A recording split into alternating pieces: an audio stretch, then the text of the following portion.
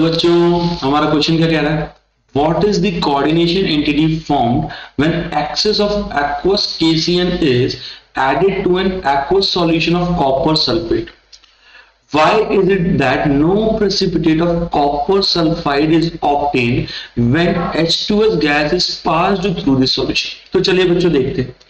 तो अगर हम बात करें बेटा, अगर मैं CuSO4 का जो एक्वा सॉल्यूशन है, अगर मैं इसको क्या करता हूं, तो ट्रीट कराता हूं KCN के साथ, ठीक है, एक्सेस के अंदर।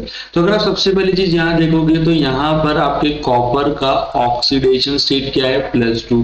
तो कॉपर अगर अपने +2 ऑक्सीडेशन स्टेट में होता है तो वो क्या कोऑर्डिनेशन नंबर शो करता है, 4।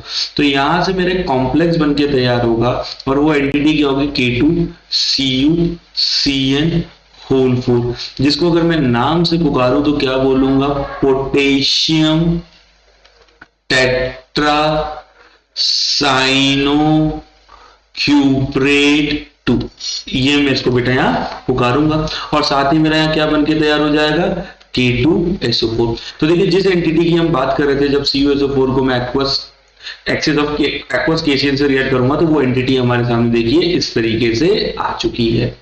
अब मैं ये जो मेरे पास कोऑर्डिनेशन एंटिटी है, ये आपकी बहुत ही ज्यादा हाईली स्टेबल है।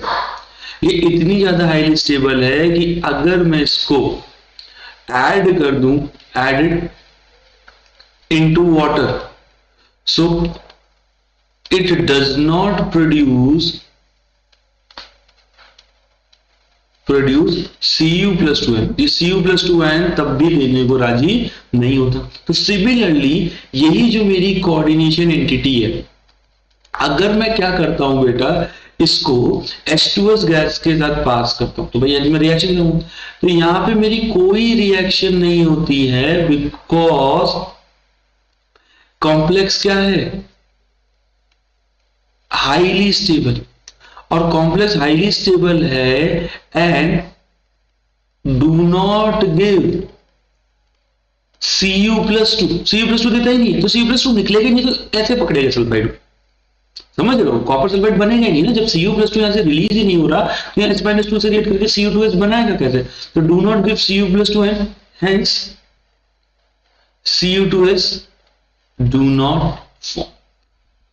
आया बच्चों समझ में। तो इस तरीके से जब मैं यहाँ पे कॉपर जो सॉल्यूशन है मेरा, उसको जो एंटिटी बनी है, उस एंटिटी को मैं अगर H2S से पास कराता हूं तो मेरे पास कोई भी कॉपर सल्फाइड का सॉल्यूशन ऑब्टेन नहीं होता, कोई पीपीटी बन के तैयार नहीं होती है मेरी, ठीक है। आया बात समझ में, क्यों नहीं होती है, चलिए थैंक यू।